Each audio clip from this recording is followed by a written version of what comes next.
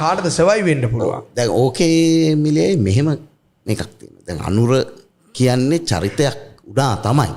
නමුත්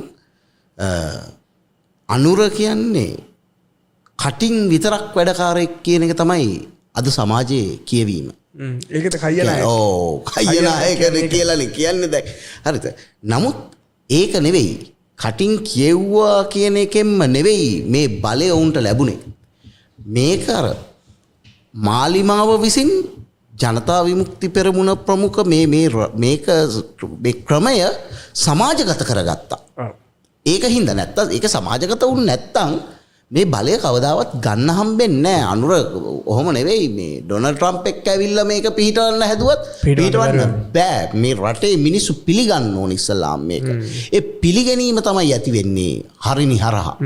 එතකොට දැන් සීල් එක ගැහුවේ යානේ. ඔව් එයා තමයි මේක සමාජගත කරලා දුන්නේ. දැන් සමාජගත වෙන්න බැරුවනේ හිටියේ මේගොල්ලන් කලින් කරපු කියපු දෑත් එක්ක මේගොල්ලෝ සමාජගත වෙන්න බැරුව. නමුත් දැන් සමාජගත වුණාට පස්සේ දැන් මෙතනදී මේ දෙදිරීම අපිට පේනවනේ. මෙතන තියෙන අර ජනාධිපතිතුමා JVP සමරු 60 වෙනි සමරුවට ඇවිල්ලා ගහන ඒවැන් ඊළඟට ජනාධිපතිතුමා එකපාරට මේ ගන්න තීන්දුව තීරණත් එක්ක අපිට තේරෙනවා මේ දෙදිරීම.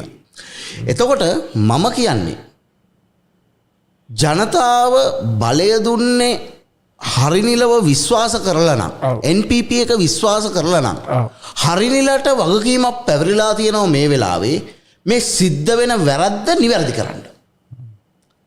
මොකද ජනතාව ඔවුන් විශ්වාස කරගෙන තමයි ඡන්දෙ දීලා තියෙන්නේ. එතකොට මේ LTT ප්‍රශ්න හෝ වේවා මිනිස්සුන්ට දැනෙන ආර්ථික ප්‍රශ්නය හෝ වේවා ජාත්‍යන්තර සම්බන්ධතා සම්බන්ධයෙන් මතුවෙන ප්‍රශ්නය හෝ වේවා හරිනිලගේ වගකීම තමයි මේක විසඳන එක. ඉදිරිපත් වෙන එක. මේක විසඳන ඉදිරිපත් වෙන එක.